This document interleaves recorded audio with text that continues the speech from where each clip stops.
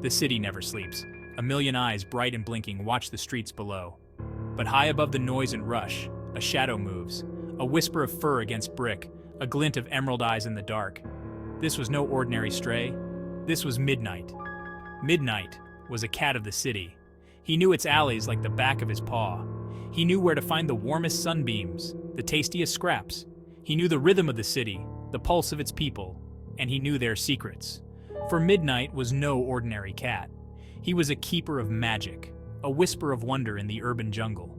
The city thrummed below him, a symphony of car horns and distant sirens. Midnight inhaled the scent of exhaust fumes and rain-slicked asphalt. It was the smell of home. He closed his eyes, feeling the magic thrumming inside him, a secret current beneath his sleek black fur. Tonight, the city needed him. Mrs. Goldberg, with her kind eyes and warm cookies, had lost her wedding ring. Panic etched lines on her face as she searched her apartment. Midnight watched from atop a bookshelf, his tail twitching. He waited for her to leave, then, with a flick of his tail, the ring reappeared on the coffee table, glinting innocently. Later that night, he found little Timmy, tears streaming down his face, his toy boat stuck in the park fountain. A silent leap, a nudge with a black paw, and the boat bobbed back to Timmy, who scooped it up with a joyous laugh. Midnight slipped back into the shadows, his heart lighter. In the heart of the city, where dreams battled despair, Midnight was a silent guardian. He was a flicker of hope in the darkest alleys, a purr of comfort in the loneliest apartments. He was the magic the city never knew it needed. But Midnight wasn't alone. Someone else was watching him, their motives far from pure.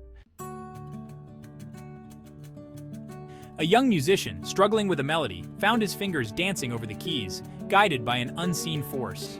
A beautiful, haunting tune filled the room, leaving the musician breathless with wonder. Midnight watched from the windowsill, a purr rumbling deep in his chest. He liked this one.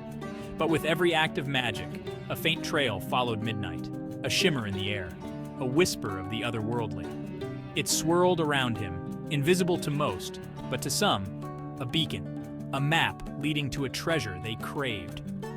Unbeknownst to Midnight, a shadowy organization, known only as the Collectors, hunted him. They craved the magic that pulsed beneath his fur, the power they believed he held.